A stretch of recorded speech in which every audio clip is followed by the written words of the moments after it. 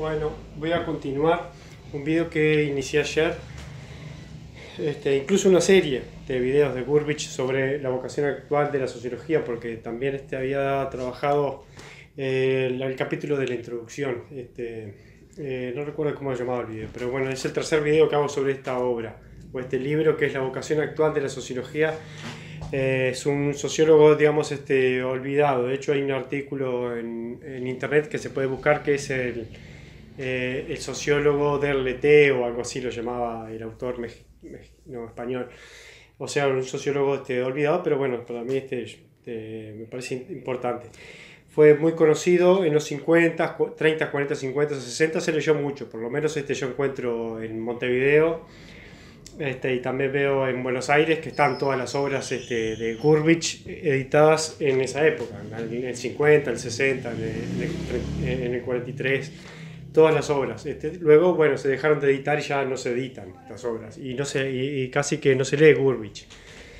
Como si se lee muchísimo, por ejemplo, Peter Berger, Thomas Luhmann, incluso Alfred Schutz se sigue editando, porque claro, esa tendencia sociológica, esa corriente sociológica fenomenológica, que es la fenomenología, que no es la de Gurvich, bueno, se volvió una tendencia o una moda de los tiempos, digamos. Eso ha pasado todo el tiempo, ¿no? El psicoanálisis en un momento era muy importante y bueno, ahora solamente lo usan los escritores, o sea, los que hacen literatura, cuentos, o si no los que hacen psicomagia, por ejemplo, Jodorowsky o ese tipo de cosas. Pero en un momento, bueno, fue muy popular el psicoanálisis y se leía muchísimo. Ahora se usa para análisis culturales y ya no para estudiar la psicología o el cerebro o la conducta humana. Bueno, igualmente, bueno, las corrientes filosóficas igual son como imperecederas, digamos, que la fenomenología puede durar muchos años porque, bueno, son corrientes filosóficas que no están sometidas a prueba empírica. Bueno, en fin. Pero es un sociólogo entonces olvidado, pero a mí me encanta. Tengo 6, 7, 8, 9 libros en español de él, los editaba Fondo de Cultura Económica, que estaba a cargo de un sociólogo mexicano que se llama José Medina Echeverría, José Medina Echeverría, también tengo algún libro por ahí de él, que se encargaba de traducir los clásicos de la sociología del 40 y del 50 y del 30 al español y los editaba. Y desde esa época que están todavía en Montevideo y en Buenos Aires están estos libros y supongo que también en México, porque era mexicano. Así que, bueno, no son, como dije, no son videos populares los de Gurvich, pero ya voy a hacer videos de Alfred Schutz, quizás, incluso de Judith Butler, que es una autora popular, que no sigo su corriente, pero he leído varios libros de ella, podría explicar de qué se trata lo que hace Judith Butler, que igualmente es filósofa, no sociólogo. Bueno, vamos a decir entonces, en el video anterior yo ya hablé de esto, de la sociología de profundidad de Gurvich, y estaba básicamente planteado el problema.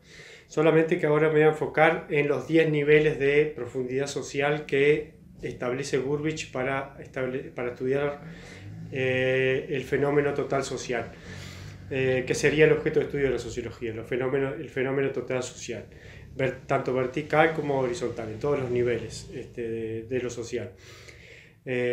Bueno, ya había dicho eso, bueno, perdí un poco. Él establece, claro, 10 niveles, partiendo de los 5 que ya había hecho Durkheim, ¿no? Los 10 niveles son estos, vamos a verlos. Son medios oscuros, bien difíciles, incluso arbitrarios. Uno dice, ¿por qué las actitudes colectivas están por debajo de las tramas de las funciones sociales? ¿O por qué los símbolos sociales están en el lugar 7 y los modelos? Bueno, todo eso es un poco, hay que estudiarlo mucho, memorizarlo, volver a releerlo para el que quiera hacerlo, pero el esfuerzo que yo voy a hacer es de entender a qué apunta simplemente, y después de eso memorizar o utilizar algunos de estos 10 niveles, aunque no los entendamos, aunque no sean difíciles de comprender en su lógica, sí, de manera intuitiva, por lo menos entender 3 niveles, ¿no? A qué apuntan esto de los niveles sociales de profundidad. Porque, claro, los modelos sociales, fíjense que también habla de conductas colectivas que tienen alguna regularidad y luego de actitudes colectivas. Entonces, ¿por qué una cosa y la otra? Así que me voy a ceñir a muchos apuntes que hice para tener la idea de esto. Vamos a decir entonces que la sociología de profundidad de Gurbich es el medio para entender la realidad social como un fenómeno social total, que sería la profundidad vertical de la realidad social. Desde lo más objetivo, lo más determinado, lo más organizado, lo que se puede palpar, lo que es más sensible, podemos decir lo que es más objetivo o lo que es objetivo hasta la más impredecible de la sociedad, lo más inorganizado, lo más espontáneo, lo más fluido, lo más indeterminado, lo más irregular, lo más inorganizado, digamos. Esos son los niveles. Hasta el nivel bien profundo de la realidad social es casi un oscuro, una indeterminación muy, muy grande. Que Durkheim, recuerden, le llamaba las corrientes libres de la conciencia colectiva. Gurbich va a sustituir esta noción por otras. Por ejemplo, las conductas colectivas efervescentes, innovadoras y creadoras. Luego las ideas y los valores colectivos y los estados mentales y actos psíquicos colectivos, como en los niveles más profundos. Y luego, bueno, los niveles más superficiales. Entonces, bueno, tenemos la línea de 10 niveles. Desde el nivel 1 tenemos lo más determinado y lo más regular, y en el nivel 10, en progresión, vemos lo más indeterminado y lo más irregular. Los últimos niveles son los más indeterminados y los más irregulares, o los menos determinados y menos regulares, como quieran, o más inorganizados. También podemos decirle que estos son los de abajo, son los aspectos más subjetivos de la vida social, y los superiores son los aspectos más objetivos de la vida social. Así que él empieza con el nivel 1, el más accesible a los sentidos. Es el de la superficie morfológica y ecológica de la realidad social. Estamos hablando de capas de la realidad social. Divide la realidad social en varias capas, o escalones, o líneas horizontales, líneas horizontales en un régimen vertical, ¿no? Eso es, cuando hablamos de la superficie morfológica, estamos hablando de la primera capa, o el primer escalón. Ahí, por ejemplo, Gurbich dice que la superficie morfológica de una sociedad o de la realidad social es la base geográfica y demográfica de la sociedad, o sea, el clima, los mares, donde vive la gente, la cantidad de personas, la etnia de las personas también, la cantidad de mujeres, de niños, ancianos, etc. La densidad de población, la distribución en el suelo. Eso también es la base morfológica, los que viven cerca del mar, los que viven en los lugares más, en las cordilleras o en los lugares altos, en las montañas, en fin. Todo eso es muy palpable y se puede medir. Los que viven en lugares con saneamiento y otros que viven en lugares sin saneamiento, con luz eléctrica o sin luz eléctrica. Eso es la superficie morfológica. También incluye el movimiento del campo a la ciudad, o sea, la relación campo-ciudad también. La atracción de ciertas regiones o barrios urbanos, porque algunos barrios urbanos son muy atractivos y otros no, o algunas regiones, eso también es la superficie morfológica. Y luego menciona otros elementos que componen la superficie morfológica de la realidad social, que son, por ejemplo, los monumentos, los edificios, las iglesias, los cuarteles, las prisiones, las casas, las chozas, las barracas, las fábricas, los comercios, las tiendas, las vías de comunicación, o sea, las calles, las rutas, los vehículos, los útiles, los instrumentos, las máquinas, los productos industriales y agrícolas y las materias alimenticias, o sea, producción de leche, exportación de productos lácteos. Todo eso es la base morfológica de la sociedad. Bien, llegamos a ese punto, casi técnica, digamos, esa base morfológica, totalmente objetiva y técnica, podemos decirle. Vamos a ponerla, y en el lugar número 2 pone algo muy importante, que son las organizaciones sociales o las superestructuras organizadas. Las organizaciones sociales o las superestructuras organizadas son, por ejemplo, una ceremonia laica. También podemos decir una ceremonia toma de mando de la presidencia o de un cambio de la asamblea legislativa. Eso sería una organización dentro del nivel de la organización social. El matrimonio en la alcaldía, le dice él, si no sería el matrimonio dentro, en Uruguay sería el matrimonio dentro del registro civil nacional. La ceremonia en una iglesia, sino el entierro con organizaciones municipales y eclesiásticas. Eso serían las organizaciones sociales. El entierro, por ejemplo, el entierro de las grandes figuras, de Maradona, por ejemplo. En el entierro de Maradona sería una organización social. Y luego, bueno, igualmente en ese lugar podemos entender que hay también conductas colectivas efervescentes, innovadoras y creadoras, para ponernos como ejemplo, para el que vio las imágenes, ¿no? Que es un poco la superestructura. Vimos algo de superestructuras organizadas y luego también empezaron las corrientes libres de la conciencia colectiva a actuar también. Que eso es a lo que apunta Gurvich, ¿no? Que hay varias capas de la realidad social, no hay solamente una. Bueno, los entierros, ¿no? Ese tipo de cosas. Después la reunión de dirigentes y la central sindical, las organizaciones sindicales e industriales. Él le da siempre mucha importancia a lo industrial y a lo sindical. Es una tendencia que tiene. Y luego dice que las organizaciones son conductas colectivas preestablecidas que se hallan arregladas, jerarquizadas y centralizadas de acuerdo con ciertos modelos pensados y fijados de antemano, según esquemas más o menos rígidos. O sea que las organizaciones sociales son esquemas más o menos rígidos, están centralizados, regulados, y además establecen conductas preestablecidas, ¿no? De cómo hay que actuar. Y además dice que esas estructuras, las organizaciones sociales o las superestructuras organizadas, violentan a sus miembros, a los miembros que la integran, o sea, van contra lo que ellos desean, o sea, se les imponen, como por ejemplo la justicia, se impone siempre al individuo, a las personas o a los grupos criminales, y se imponen entonces a las infraestructuras inorganizadas y espontáneas de lo social. Si en un pueblo mucha gente no quiere vacunarse, bueno, vienen las organizaciones sociales con todo el plan de salud para vacunación ahora que estamos con el COVID. Entonces las violentan, las organizaciones sociales o las superestructuras organizadas violentan entonces lo inorganizado. Luego, bueno, el conflicto entra, estas estructuras o superestructuras organizadas entran en conflicto con los individuos y los niveles más flexibles y espontáneos de la vida social, de la vida colectiva. Por ejemplo, tener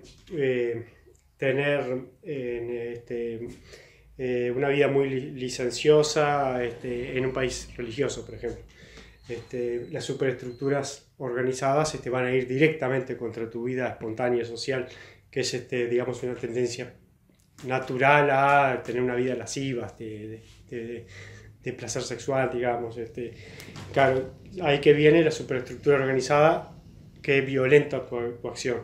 Entonces las superestructuras son distantes de nosotros, dice Gurvich, de nuestro yo y de la vida social espontánea. La vida social espontánea a veces se organiza en un mercado artesanal, pero viene una estructura organizada para reglamentar quién está en caja, quién aporta el BPS, si hay seguridad, si hay todo eso. ¿Sí? Luego, bueno, interesante, el primer nivel y el segundo nivel es muy interesante y súper entendible. Luego aparecen los modelos sociales, que ya no son superestructuras organizadas, sino que son modelos, lugares en los que nos inspiramos para actuar. Ya no directamente lo que nos dice una organización que tenemos que hacer. Los modelos sociales son patrones, patterns, le ponen en inglés como le dicen en Estados Unidos, patrones o imágenes más o menos estandarizadas de la vida colectiva. Imágenes más o menos estandarizadas de la vida colectiva. Los modelos sociales sería lo que es ganar deportivamente, si hay que felicitar al rival o no. Cómo hay que tratar a las mujeres y los hombres y las mujeres a los hombres, a los niños. Eso serían entonces, bueno, los modelos sociales. Ejemplos de modelos sociales son los clichés, los eslogans tradicionales, las leyendas populares, los signos y señales formulados con anterioridad a la vida personal, o sea que uno no los inventa los modelos sociales, no son espontáneos. Y hasta las modas y las exageraciones temporales también son modelos sociales. Las modas y las exageraciones temporales. Actúan en el dominio de las conductas colectivas más o menos regulares, o sea que son actúan conductas colectivas más o menos regulares, tienen una regularidad parcial.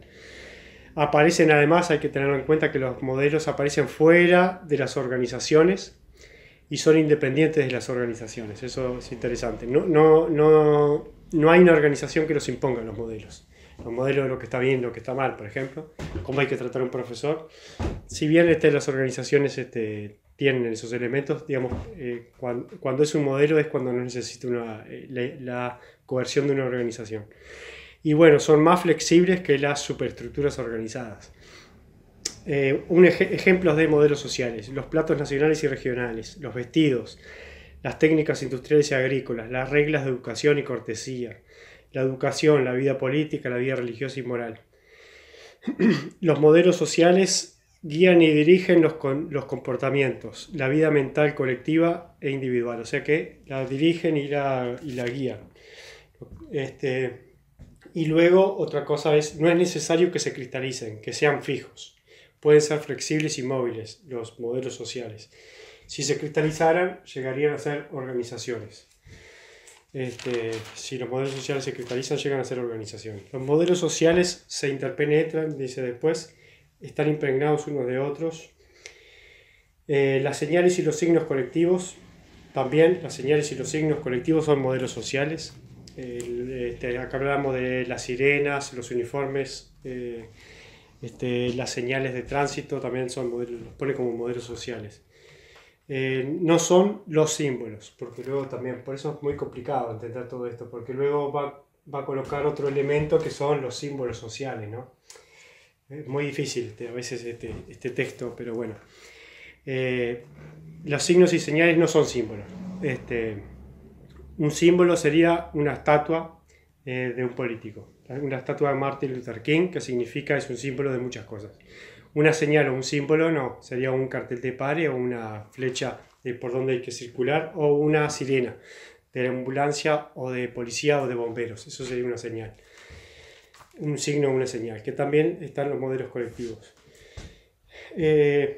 Bueno, sí que sería la campanilla del liceo o escuela, sería un modelo social, el gong en una pensión, la señal de una bandera a los soldados, la sirena en una fábrica. Y luego, bueno, tenemos que pensar ejemplos también más contemporáneos.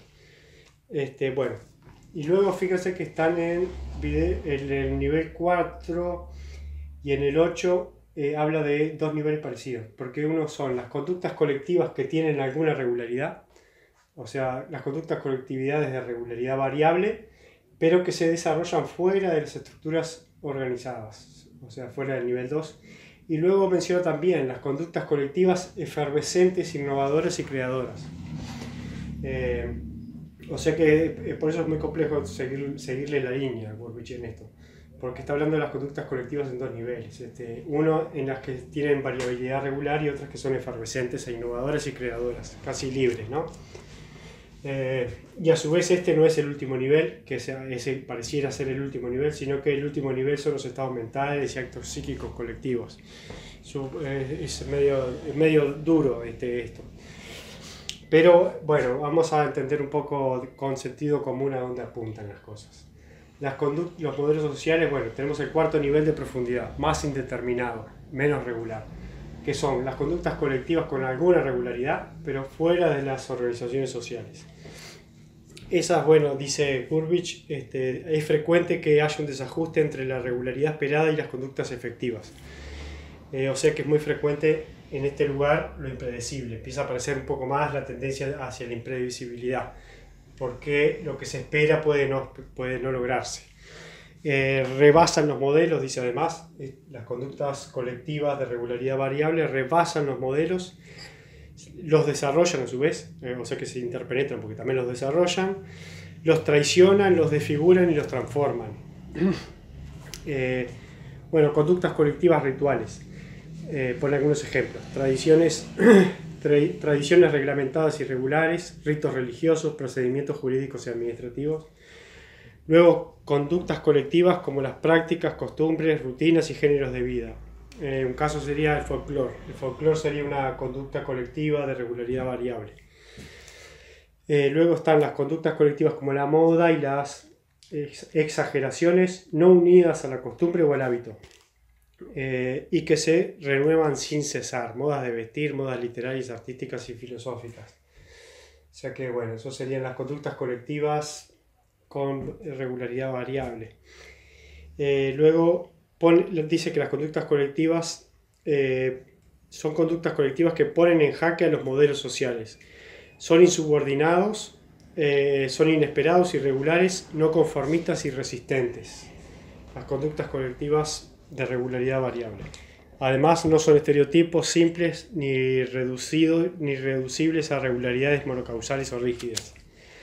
Por ejemplo, da un ejemplo para entender esto. Lo que sería una conducta colectiva de regularidad variable sería este: el derecho establecido de antemano, que estaría dentro del campo de las organizaciones sociales, y el derecho organizado, algo rígido, escrito y muy determinado, versus el derecho inorganizado, el derecho flexible ad hoc y el derecho intuitivo. Eso es bueno, cuando si bien tenemos algunas leyes, en este campo establecemos algunos cambios, ¿no? Ad hoc, para perdonar a un criminal, o perdonar a una persona que cometió infringió alguna regla, y luego el derecho intuitivo, que va más allá del reglamentado. No aplicamos directamente lo organizacional en este campo, sino que inventamos un poco, como diciendo, bueno, esta persona sacó fotocopias de libros, pero no aplicamos, hacemos un derecho intuitivo, no organizado. Ese sería un ejemplo. Luego, las tramas de las funciones sociales, el nivel 5, acá se refiere a los roles y papeles sociales, a lo que se llama sociología, rol y estatus. Este es el quinto nivel, cuando adoptamos un rol. Son los roles y los papeles sociales. Es un nivel más espontáneo, es mucho más espontáneo que las conductas de regularidad variada, que lo que dijimos antes. Y luego de eso, voy a ir apurándolo porque es un video muy denso. Hay que tomárselo muy en serio, y bueno, quizás debería simplificarse un poco esto, o pasar la línea y memorizarlo completamente a dónde apunta, porque estábamos hablando, bueno, de las tramas de las funciones sociales, serían los roles, y después dice que las tramas sociales se desenvuelven dentro de un drama o dentro de una atmósfera, pero tienen un carácter eminentemente espontáneo e imprevisible. El rol, o sea, ser profesor, ser policía, tiene alguna creatividad personal. Y luego, bueno, hay diversos aspectos del individuo, porque cumplimos roles, ocupamos tramas de las funciones sociales en distintos lugares. A veces somos jefes, a veces somos subalternos. En nuestro hogar mandamos, pero en nuestro lugar de trabajo no. En algunos lugares tenemos prestigio, en otros no. Por eso, lo pone en el lugar 5, está ahí en el medio. Luego siguen las actitudes colectivas, que no son articuladas y poco palpables. Por actitudes colectivas él define que son disposiciones que empujan a los grupos, a los nosotros que se hallan en el interior de los grupos, y a las sociedades globales a reaccionar colectivamente, a conducirse de una manera determinada y a asumir funciones sociales particulares. O sea que las actitudes sociales serían disposiciones que empujan a los grupos a actuar de determinada manera. Favorecen conductas organizadas, tanto como innovadoras y efervescentes. Por eso está en el punto medio, las actitudes sociales, 5 y 6. Son también las actitudes sociales, son conjuntos o configuraciones sociales que implican a la vez una mentalidad, actos de preferencia y de repugnancia. O sea, son las actitudes sociales, es lo que nos repugna y lo que preferimos, la preferencia por ciertas conductas y otras reacciones, tendencias a asumir funciones sociales precisas. Así que, bueno, sería eso. Lo que nos gusta, lo que no nos gusta son las actitudes sociales. Luego los símbolos sociales, ahí nombra como símbolos la estatua de Juana de Arco, Acá tenemos bueno, el obelisco, los cuernos de Valle. En México tendrán a Moctezuma y también Hernán Cortés. Todo eso también forma parte, otra capa de la realidad social, que es simbólica y sumamente subjetiva e impredecible, porque no es unívoca en su significado. Incluso un monumento de Nietzsche, de Hegel, significa distintas cosas, ¿no? Bueno, así que expresan un conjunto de valores y maneras de manera inadecuada y ambigua. Los símbolos expresan un significado de una manera inadecuada. No es un signo que es preciso, sino que es inadecuado. Por eso es bastante espontáneo su interpretación y su uso. El símbolo de la estatua de Lenin puede ser símbolo de liberación para los musulmanes como de opresión. En algunos momentos se las derriban y en otros momentos se las ensalza. Así que esos son los tipos de símbolos, otro nivel de la realidad social. Luego, esto es interesante, vamos a terminarlo con esto. Las conductas colectivas, porque todo esto es psicología social, el último sobre todo, estados mentales y actos psíquicos colectivos nos lleva al campo de la psicología, lo que llama la psicología colectiva, que hoy sería la psicología social. Pero vamos a decir que las conductas colectivas efervescentes, innovadoras y creadoras. Vamos a terminar con eso que es interesante. Que se parece a las corrientes libres de la conciencia colectiva que establecía Durkheim. Las conductas colectivas efervescentes, innovadoras y creadoras.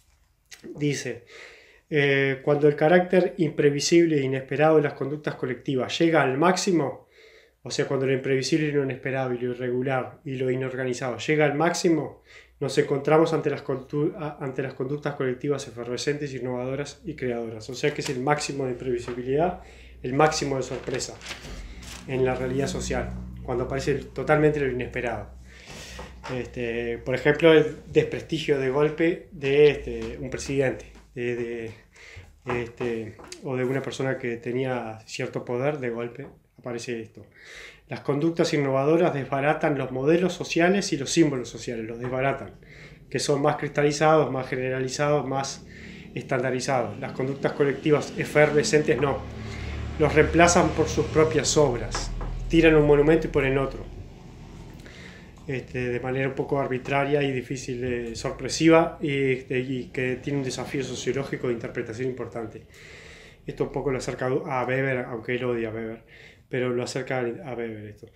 Luego, dice que Saint-Simon, Marx y Proudhon nunca ignoraron esto, que entendieron esto, pero que todos los sociólogos sí ignoraron esta efervescencia social. Y que Durkheim parcialmente no la ignoró. Me quedan 60 segundos. Bueno, son propias este nivel de la realidad social. Es propia de coyunturas sociales particulares como revoluciones políticas y sociales, grandes épocas de reformas, sacudidas de vida religiosa, guerras civiles e internacionales, o colonizaciones o momentos de aculturación. Pero también hay que tener en cuenta que siempre están, aunque haya orden, están siempre actuando. Eso hay que tomarlo en cuenta, no es necesario verlas, no es necesario que se conviertan en visibles y que rompamos todo, sino que están siempre, están en este momento en cualquier lugar. Y bueno, dice luego que cada nivel se halla en revolución y contrarrevolución contra el anterior. Cada nivel está en revolución contra el anterior y el anterior contra el anterior. Y acá se me acaba el tiempo y bueno, voy a terminar el video.